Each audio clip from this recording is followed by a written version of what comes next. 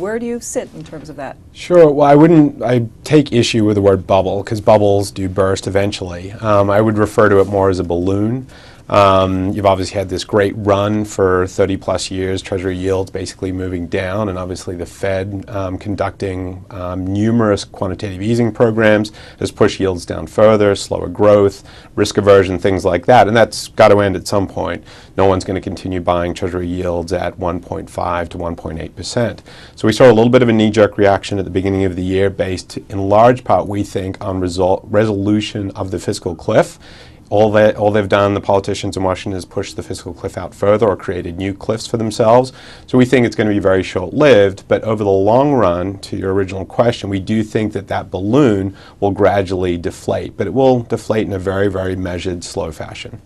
What would make you change your view on treasuries? I mean, what has to happen to really change this equation where we actually see some yields that are far more decent than where they are now? Sure. A lot of things could occur, but we think they're unlikely to occur. So you'd have to have resolution of the debt ceiling. You'd have to have resolution of the sequestration process, which is beginning at the beginning of March. You'd have to have resolution of the continuing resolution, which means we could go into a government shutdown at the end of March.